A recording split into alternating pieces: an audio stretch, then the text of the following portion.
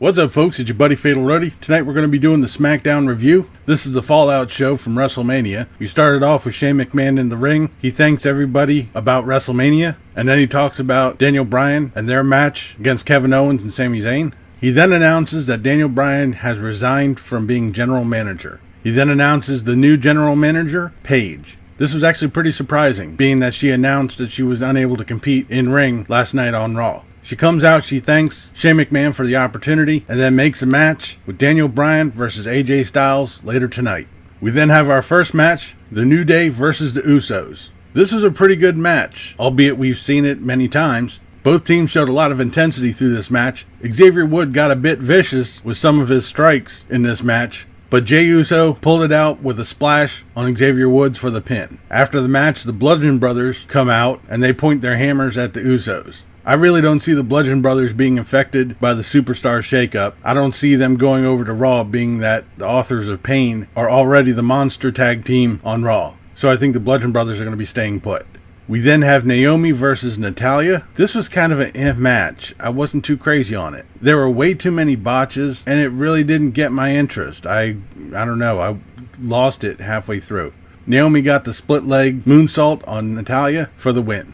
After a commercial, we have Charlotte Flair in the ring, and she talks about her match at WrestleMania with Asuka. She gives Asuka her props and said that the match on Sunday was magical. She then goes on to ask who is she going to be making magic with next, and then Peyton Royce and Billie Kay, also known as the Iconic Duo from NXT, come out. They say that Charlotte's match on Sunday was good, but it wasn't iconic. They then go on to run Charlotte Flair down. They tell her to stop talking about the past and start living in the future. And then they attack Charlotte Flair. Charlotte tried to fight back, but the 2-on-1 game was too much for her, and the Iconic Duo beat her down. As they were leaving the ring, Carmella comes running out, and she finally cashes in her Money in the Bank contract. As soon as that little match started, she got a kick in, pinned Charlotte, and she is now the new SmackDown Women's Champion.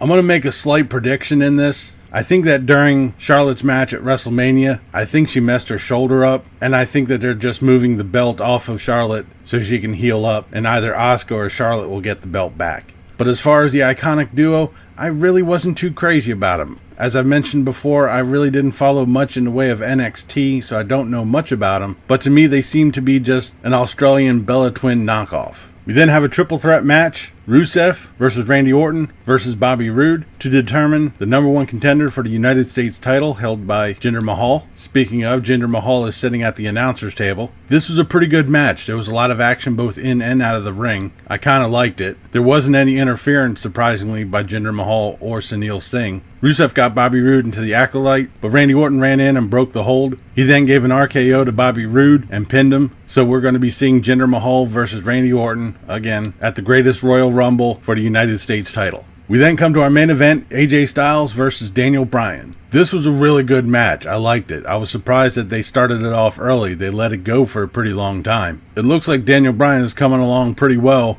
after being cleared.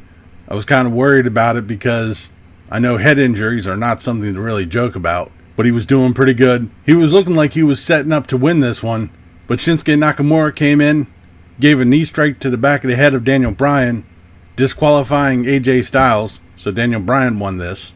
He then gave a low blow to AJ Styles, hit him with the Kinshasa, and then hit him with another low blow.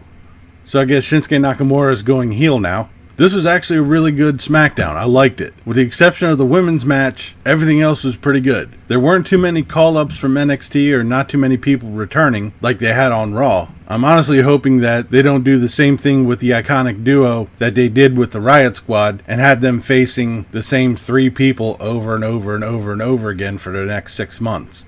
The Money in the Bank cash-in was really cool.